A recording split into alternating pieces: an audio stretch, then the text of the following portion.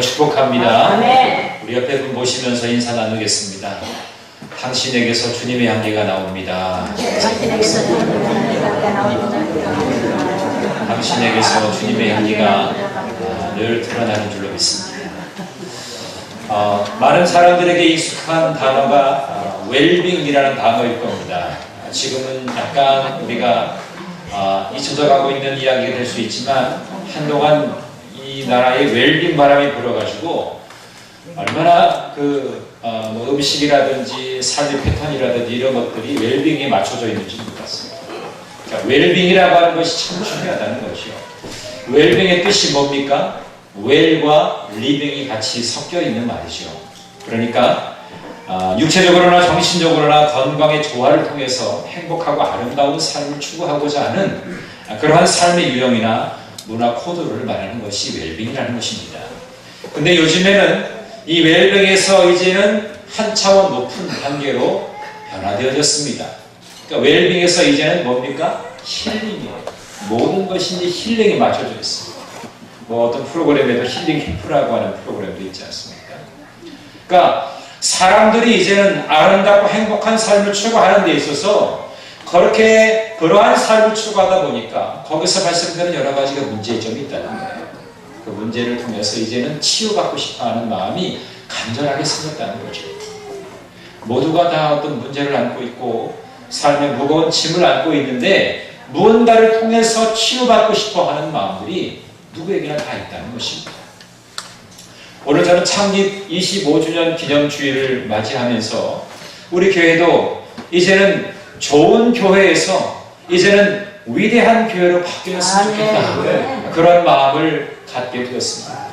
하나님 이 교회를 통해서 어떠한 영광을 받으시기를 원하십니다. 오늘 저와 여러분이 그런 마음으로 한 마음을 가지고 함께 말씀을 나눌 수 있게 되기를 간절히 바랍니다. 제가 얼마 전에 부산에 내려갈 일이 있었는데 부산에 내려가면서 책 한 권을 가지고 내려갔습니다. 저는 습관적으로 어딜 가게 되면 읽든지 읽지 않든지 항상 책을 가지고 다니는 습관이 있습니다. 제가 장모님 댁에 가든지 저희 어머님 댁에 가든지 제가 운전하면서 책을 읽을 수가 없잖아요. 그러면서도 언젠가는 잠깐의 짬이 있다고 할 때는 책을 읽을 수 있는 시간이 있겠지 생각을 하고서 책을 가지고 가는 습관이 있는데 부산에 내려갈 때는 KTX를 타고 왔으니까 시간적인 여유가 있어서 책을 한 권 가지고 갔어요. 그 책 이름이 뭐냐면 톰 레이너가 쓴 좋은 교회에서 위대한 교회로 라고 하는 책이었습니다. 이 책에서 저자는 이런 이야기를 하는 거예요. 좋은 교회로 머물 것이냐 아니면 위대한 교회로 전진할 것이냐, 머무를 것이냐 전진할 것이냐, 그것에 관한 문제를 제기하면서 이제는 교회가 좋은 교회에서 위대한 교회로 거듭나야 된다. 그런 이야기를 하고 있습니다. 현실에 안주하려고 하는 그 안일함을 떨쳐버리고 침체에서 벗어나서 도전하고 변화하고 하나님께서 제시하시는 그런 비전에 맞춰 나아가야 한다는 것입니다. 그래서 좋은 교회에서 이제는 위대한 교회로 거듭나자라고 하는 겁니다. 여러분, 부흥에 둔감한 교회는 변화에 대한 간절함과 절박함이 없습니다. 뭐 그냥 그전대로 예전에 했던 대로 그냥 그대로 가는 것이 좋은 거예요. 특별한 변화를 원하지 않습니다. 그저 옛날에 했던 게 좋은겨 그러면서 그냥 아무런 어떤 변화를 추구하려고 하는 마음이 없습니다.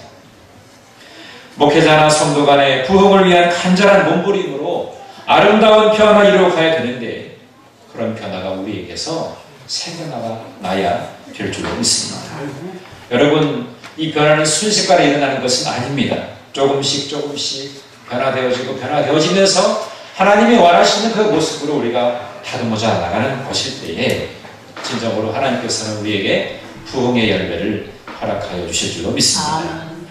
여러분, 저는 오늘 말씀을 함께 나누면서 우리 교회가 앞으로 어떤 방향으로 나아가야 될 것이냐, 물론 늘 익숙하게 우리가 보았던 말씀이지만 좀 더 치밀하게 그 말씀을 묵상하면서 우리 안에 하나님이 우리에게 주신 음성으로 듣게 되기를 간절히 바랍니다. 여러분, 제가 여러분에게 드리는 말씀이 아니라 하나님께서 여러분들에게 주시는 말씀인 것을 여러분이 기억하시고 하나님의 음성으로 들으시게 되기를 간절히 바랍니다. 그러면 좋은 교회에서 우리한 교회로 변화되어지려면 어떻게 해야 되겠는가? 첫 번째로는 부르심에 합당한 삶을 추구하는 교회가 되어야 한다는 것입니다.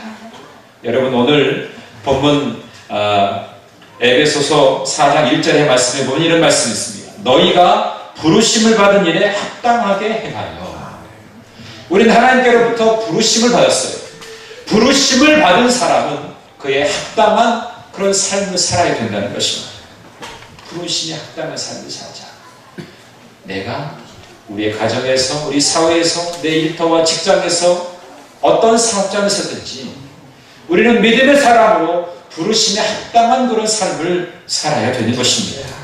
하나님 기뻐하실 만한 일을 위해서 우리가 말씀을 통해서 그 말씀이 내 삶의 기준이 되고 그 말씀에 귀를 기울이면서 주님이 정말 나를 통해서 오늘 이 하루 동안에 또 이 한 달 동안에 이 1년 동안에 나를 통해서 어떠한 일을 행하시기를 원하십니까?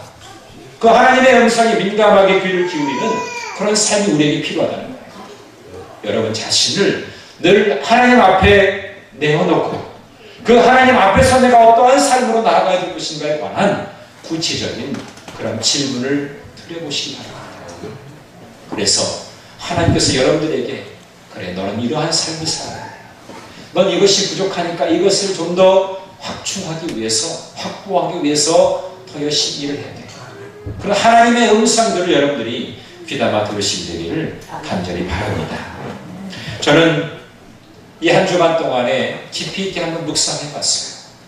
우리가 부르심에 합당한 그런 삶을 살기 위해서 우리가 어떠한 모습으로 들여져야 되겠는가 깊이 묵상하는데 교회의 본질을 회복하라고 하는 말씀을 저에게 주셨습니다. 교회는 교회다워야 됩니다. 교회가 지니고 있는 영적인 거룩한 이 능력은 상실되면 안 돼요. 교회에 영적인 파워가 있어야 됩니다. 여러분 그렇다고 할 때 우리 교회는 어떠한 것으로 영적인 능력을 배가시켜야 되겠습니까?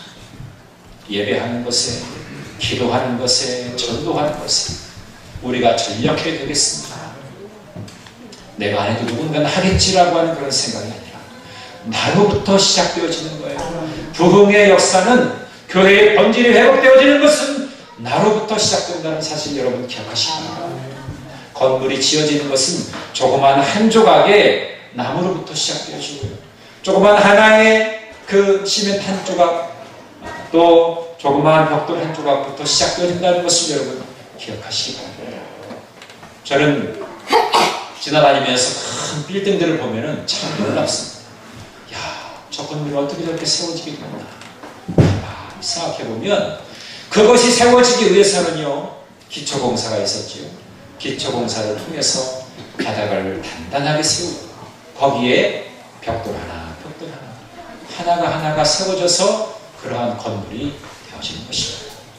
벽돌 하나가 없으면 그 건물이 세워질 수가 없는 거예요. 우리 교회의 부흥도 여러분 한 영혼이 건강한 자아상을 가진 영적인 그런 능력을 지닌 그런 사람이 되어질 때 이 교회가 든든하게 서가고 또 누군가 많은 영혼이 찾아왔을 때도 그 영혼을 품 안을 수가 있는 영향을 줄 수가 있게 될 줄로 믿습니다.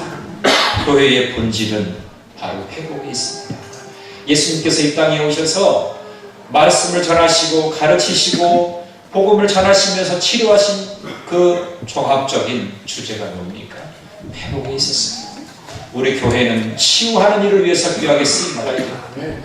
치유와 회복의 역사를 이루어갈 수 있는 그런 교회, 힐링이 있는 교회. 하나님은 그러한 교회를 원하지 않으십니다. 부르심에 합당한 삶을 사는 믿음의 사람들에게 있어서 이 교회의 본질인 치유와 회복의 역사를 위해서 귀하게 쓰임받게 되어야 할 줄로 믿습니다. 여러분, 여러분의 마음이 어느 때에 치유가 되십니까? 여러분 마음이 상할 때가 있잖아요. 근데 그 상한 마음이 언제 잘 치유가 되십니까? 누군가가 나의 마음을 알아줄 때입니다. 내가 아파하고 내가 속상해하고 내가 정말 힘들어하는 것에 대해서 누군가 알아줄 때 그때 내 마음이 감동이 되어지고요. 그리고 내 마음에 자연적으로 치유가 일어나기 시작하는 것입니다. 그런데 요즘 우리는 어떻습니까? 바쁘고 분주하다는 핑계로 인해서 내 자신의 방법대로 해석하고 또 다른 사람을 돌아볼 겨를이 없는 거예요. 그냥 상대방의 입장이나 상대방의 상황은 고려하지 않고 그냥 나만 분주하고 나만 바쁜 거예요. 그러니까 진정으로 가슴과 가슴을 맞대어내서 소통할 수 있는 것들이 자꾸만 열려지지 못하는 것을 볼 때가 있습니다. 여러분, 하나님 말씀을 가만히 살펴보십시오. 특별히 예수님께서 공생애를 하시면서 많은 사람들을 치료하신 그 치료의 그 중요한 요소를 가만히 살펴보면 제일 먼저 불쌍히 여기는 마음을 가지고 계셨어요. 예수께서 불쌍히 여기시거나 뭡니까? 동정을 하고 있다는 거지. 그와 같은 마음으로 아파하고 있다는 겁니다. 예수님께서 그런 마음을 가지셔서 많은 가난한 사람들, 또 병든 사람들, 또 아파하는 영혼들, 또 홀로 된 여인들, 그들의 친구가 되시고 벗이 되셨어요. 그래서 그들을 치료해 주신 것을 볼 수가 있습니다. 요한복음 4장에 보면 수가성 여인이 나옵니다. 이 여인은 남편이 5명이나 되었어요. 그런데 참 만족을 누리지 못했습니다. 남편이 5이나 있었어요. 여러분, 우리 여성분들 여러분 부러우십니까? 남편이 5이나 있었다는 거예요. 이 여인의 남편을 5이나 지니고 있었던, 아마 어떠한 능력이 있었는지 모르겠지만 남편을 5이나 둘 수 있었다는 건 참 대단한 것 아닙니까? 그런데 자기 나름대로는 뭔가 행복한 삶을 추구하기 위해서 남편을 5이나 한번 모셔보려고 했겠죠. 그러나 진정으로 그 영혼의 자유함과 기쁨을 누리지 못하였습니다. 참으로 인생의 목마름을 지닌 여인이 바로 이 여인이었어요. 예수님께서 그 여인을 보셨을 때 그 여인의 인생의 목마름을 아셨습니다. 그래서 그 여인에게 다시는 목마르지 않는 생수를 그 여인에게 공급하신 줄로 믿습니다. 내가 주는 물은 다시금 목마르지 아니하리뇨. 그 배에서 생수의 강이 흘러넘치고 영생하는 물이 솟아날 것이다. 그렇게 말씀을 하셨습니다. 여러분, 교회로 부르심을 받은 우리 믿음의 성도들은 이 교회를 통해서 치유가 되어지고 회복의 역사를 누리게 되는 여러분 모두가 되셔야 할 줄로 믿습니다. 여러분, 먼저는 여러분 곁에 계신 여러분 이웃의 마음을 잘 알아주십시오. 내 곁에 있는 내 마음에서 속상하고 언짢고 뭔가 아파하는 마음은 없는가, 그걸 돌아볼 수 있는 마음들이 여러분에게 생겨나시기를 간절히 바랍니다. 때로는 힘내십시오, 파이팅 하십시오, 축복하는 그런 말이, 격려하는 말이 우리에게 필요합니다. 요즘 제가 아침에 우리 성도님들에게 말씀을 전합니다. 여러분 어떻게 읽으시는지 모르겠지만 저도 말씀을 묵상하면서 위로와 격려의 말씀, 저도 그 말씀의 깊이 은혜를 경험하면서 우리 교인들도 말씀을 통해서 하루를 멋지게 시작했으면 좋겠다, 그런 마음을 가지고서 제가 전합니다. 그래서 제가 6월 1일부터 제가 핸드폰 요금제를 바꿨어요.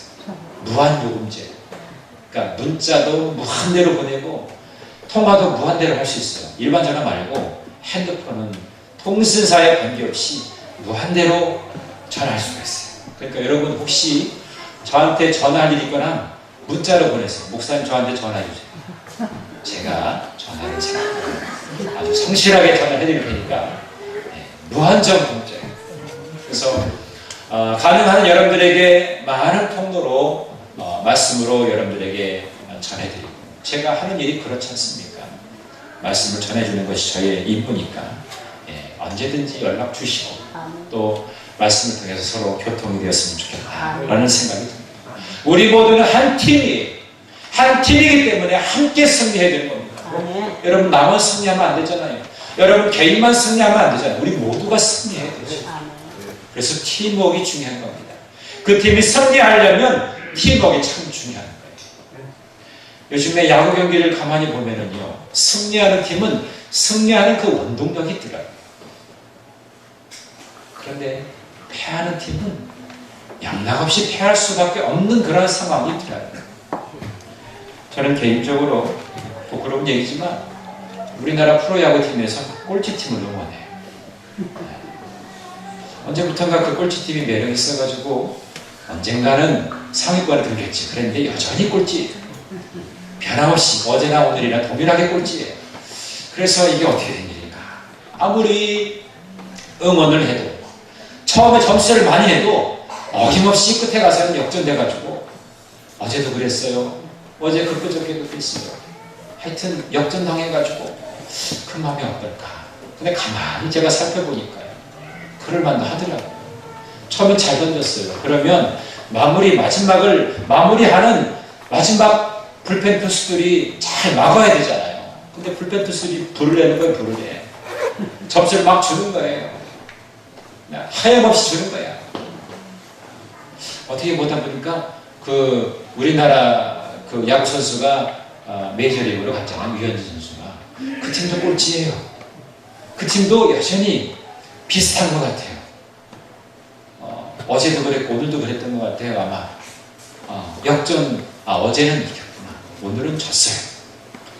잘 나가다가 역전돼가지고 자꾸 지는 거예요.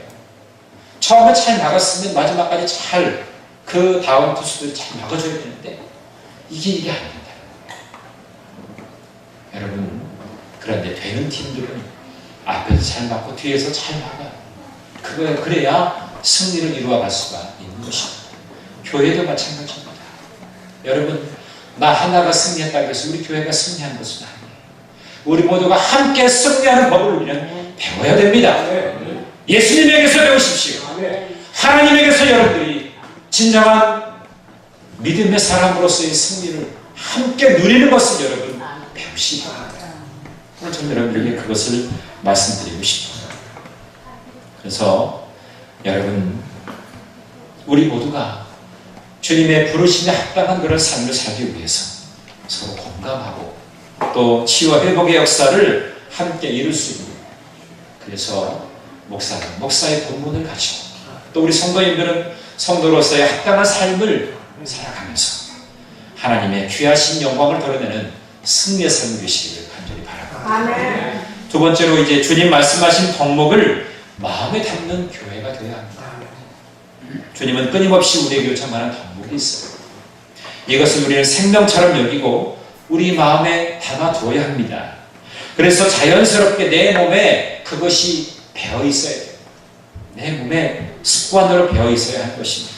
그럼 우리가 품고 실천해야 될 성품이 뭐냐? 오늘 2절의 말씀에 이런 말씀이 있어요. 모든 겸손과 온유로 하고 오래 참음으로 사랑 가운데서 서로 용납하고 있습니다. 첫 번째가 뭐냐면 온유와 겸손입니다. 부르심에 합당한 사람의 모습으로 우리에게 요청되는 덕목이 바로 온유와 겸손이라는 것입니다. 이것은 예수님에게서 만날 수 있는 그런 성품이죠.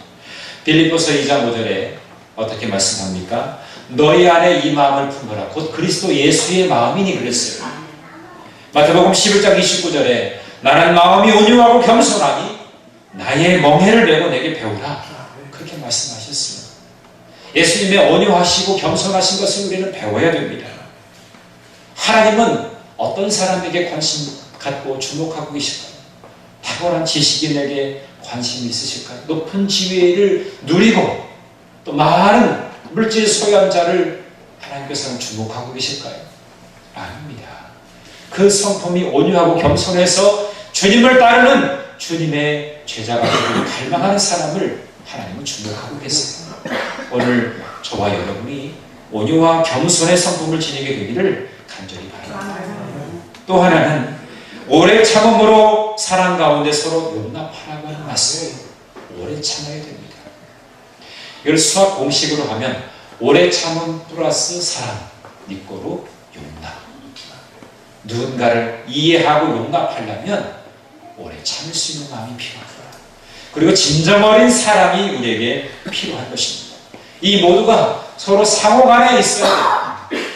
나는 용서할 마음이 있는데 저 사람 용서를 받을 준비가 안 돼 있어. 그러면 그것도 어려운 거예요. 제가 나한테 용서를 구해야 돼. 그래야 내가 용서해 줄 거야. 이런 마음을 가지고 있으면 안 됩니다. 서로가 서로에게 상호간에 있어서 그런 마음들이 생겨나야 된다는 것입니다. 근데 여러분, 이 덕목은 쉽지가 않아요. 여러분, 내 마음에, 내 눈에 거슬리는 사람이 여러분 쉽게 용서가 됩니까? 용납이 되어집니까? 그렇지 않잖아요. 그럴 수도 있어요. 그래서 내 의지로는요, 내 성품으로는 그것이 쉽지가 않습니다. 그래서 우리는 성령의 도우심을 구해야 돼요. 성령님께서 내 안에 거하셔서 내 성품을 바꿔주시도록 우리가 간구해야 되는 것입니다. 사랑하는 마음, 용서하는 마음, 그래서 이해할 수 있는 마음, 이런 마음들이 나에게 생겨나도록 주여 나를 도와주시옵소서. 나는 부족합니다. 내 안에 용납할 수 있는 마음을 허락하여 주옵소서. 그렇게 우리가 간구해야 할 줄로 믿습니다. 여러분, 내가 누군가를 용납하면 놀라운 기적의 역사가 일어나는 거예요. 어떤 두 사람이 있었습니다. 근데 이 둘 다 누군가를 미워해서 위암이 걸렸습니다. 왜 위암이 걸리게 되었느냐? 누군가를 미워해서. 그래서 위암이 걸렸어요. 근데 거기까지는 같았지만 그 다음이 달랐습니다. 위암에 걸린 한 A라고 하는 사람은 더 증오심이 불타올랐어요. 내가 이렇게 죽게 된 것은 그놈 때문이야. 화가 난다. 화가 난다. 내가 저놈 때문에 내가 이런 병이 걸렸어. 막 그러면서 더 증오심이 불타오르게 됩니다. 근데 결국 이 사람은 결국 암이 진행되어서 죽고 말았습니다. 근데 반면에 위암에 걸린 후에 B라고 하는 사람은 철저히 회개했어요. 내가 그 사람을 미워해서 내가 이런 병이 걸리게 되었구나. 이제 더 이상 그 사람을 미워하지 말아야 되겠다. 그러면서 내 안에 증오심을 다 씻으면서 회개의 기도를 드렸어요. 그랬더니 그 후에 놀라운 치유 역사를 경험하면서 그가 마음을 얻게 되었다는 사실입니다. 자, 이 이야기는 간단한 이야기지만 아주 중요한 메시지를 담고 있습니다. 우리가 정말 사랑하는 마음으로 용납할 때에 우리 안에 놀라운 기적의 역사가 일어날 수 있다는 겁니다. 누군가를 미워함으로 큰 시련이 닥치고 죽을 병에 걸리게 된 것을 이 B라고 하는 사람은 깨닫게 된 거죠. 여러분, 용서하는 길을 따르시기 바랍니다. 그것이 사는 길이고 놀라운 기적이 일어나게 되는 것입니다. 용서하기 어려운 사람이 있습니까? 우리 성도 간에도 그런 마음이 들 때도 있을 거예요. 한 주간의 모든 삶의 스트레스가 많았는데 그거 보니까 더 스트레스가 쌓여요. 저 사람 보니까 저 사람 병들어서 안 나왔으면 좋겠다. 우리 교회는 그런 사람은 없는데 그런 사람이 있을 수도 있어요. 꼴도 보기 싫어. 여러분, 성도 간에 그런 마음이 있습니다. 우리는 한 팀인데 혹여나 여러분 특별히 우리 교회 안에서 그런 마음이 있거든요. 이게 어디서부터 생겨난 거냐? 목사님 탓이야. 여러분 그렇게 생각하시기 바랍니다. 저 사람 탓이 아니라 목사님 탓이야. 그렇게 생각하시기 바랍니다. 그러면 행결 쉬워요. 내 상대방, 내가 미워하고 내가 싫어하고 내가 증오할 만한 그런 사람이 보여걸면 그때 저를 떠올리세요. 목사님이 잘못 가르쳤을 때 목사님 탓이야. 이렇게 생각하는 거예요. 다 같이 따라해 보겠습니다. 목사님 탓이야. 목사님 탓이야. 탓 아니야. 다시 크게 해보시라니까요. 목사님 탓이야. 목사님 탓이야. 뭘 그렇다고 또 크게 또. 여러분 그렇게 하시면 여러분 마음이 편하십니까? 목사님 탓이야 이렇게 하니까 아주 속이 불안하네. 이런 사람이 있으면 여러분 가만히 좀 생각해봐요. 예전에 선생님이 잘못하면 선생님이 몽둥이 들고 얘들아 나와서 내가 너희들 잘못 가르쳐서 그래. 그러니까 한 명씩 나와서 이 종아리를 때려라. 그러면 학생들이 선생님 하면서 울었어요. 요즘엔 안 그렇다고. 그래? 잘됐다. 요즘 아이들이 그랬다. 평소에 내가 감정이 있었는데 선생님이 아주 그냥 본때를 보여주자. 여러분 문제가 생길 때 저를 떠올려 보시기 바랍니다. 그러면 마음이 편하겠습니까? 불편하지요. 그러면 나 자신을 먼저 돌아보게 돼요. 나는 바른가? 나는 저 사람을 그렇게 용납하지 못할 그런 마음의 준비가 아직도 안 돼 있는가? 그러면서 내가 먼저 수그러들게 되는 것입니다. 여러분, 정말 용납하기 어려운 자가 있으면 주님을 떠올려 보시면 주님은 그 죄가 없으시면서까지 자기 곁에는 제자들이 아무도 없는 상황에서도 우리를 위해서 대신 십자가를 지셨어요. 그 은혜를 여러분들이 기억할 수 있게 되기를 바랍니다. 누군가를 용납할 때의 진정한 기적의 역사가 일어나게 되는 것입니다. 우리 교회가 그러한 은혜가 있는 교회가 되길 바랍니다. 온유와 겸손한 성품을 지니고 오래 참음으로 사랑과 함께 용납할 수 있는 마음이 있는 그런 교회가 되기를 간절히 바랍니다. 마지막으로는 3절과 4절의 말씀입니다. 하나 되게 하신 것을 힘써 지키는 교회가 위대한 교회인 것입니다. 평안에 매는 줄로 성령이 하나 되게 하신 것을 힘써 지키라. 몸이 하나여 성령도 한 분이시니 이와 같이 너희가 부르심의 한 소망 안에서 부르심을 받았느니라. 하나님의 부르심에 합당한 삶은 무엇보다도 하나됨입니다. 성도들의 연합을 깨뜨리면서 하나님의 뜻을 행하고 지킨다고 하는 것은 말이 되지 않는 말이에요. 오늘 본문에서 바울은 다른 덕목들은 간단하게 소개하면서 반면에 평안에 매는 줄로 성령이 하나 되는 것, 하나 되게 하는 것, 그것에 관해서는 반드시 지켜야 된다고 강조하고 있는 것입니다. 그래서 우리가 하나인 이유에 대해서 몸과 성령과 소망과 주, 믿음, 세례, 하나님 이렇게 7가지 항목을 제시합니다. 이 모든 대상이 우리를 하나 되게 한다는 것입니다. 성령 안에서 우리는 하나가 되어야 됩니다. 평안에 매는 줄로 우리는 하나가 되어야 하는 줄로 믿습니다. 우리는 몸이 하나예요. 우리가 하나됨을 지키는 일에 심혈을 기울일 때에 우리는 부흥의 구호를 외치지 않아 하나님이 자연적으로 부흥할 수 있는 그런 기반을 마련하게 하실 줄로 믿습니다. 오늘 창립 기념주일을 맞이하면서 우리 교회는 좋은 교회에서 위대한 교회를 꿈꿨으면 좋겠습니다. 하나님이 우리를 부르신 목적이 무엇인가? 이것에 관해서 민감하게 기억할 수 있어야 되겠고요. 또 주님 주신 말씀 중에 우리로 하여금 꼭 실천해야 될 덕목, 온유와 겸손이라고 하는 주님의 성품을 담는 그런 교회가 되고 오래 참음으로 사랑으로 용납할 수 있는 그런 교회가 되어질 때 그 내적인 성숙함을 통해서 우리 교회가 더욱더 부흥할 수 있는 놀라운 은혜가 임하게 될 줄로 믿습니다. 에스겔서 47장에 보니까 성문 문지방에서 흘러나오는 생수가 흘러가는 곳마다 생명을 다 살리게 되었습니다. 죽음이 있는 곳에 생명을 주었고 사막과 같은 곳을 수풀이 우거진 곳으로 변화시키게 된 거예요. 우리 교회가 회복되어져서 생명을 살리는 진정한 생명수가 되기를 간절히 바랍니다. 그래서 생명의 말씀을 뿌려서 많은 영혼들을 살리는 그런 구원의 방주 역할을 잘 감당하는 믿음의 사람들이 모인 성령 공동체가 되시기를 주님의 이름으로 간절히 축원합니다. 우리 말씀 생각하면서 우리 함께 찬양하시겠습니다. 함께 찬양하겠는데요.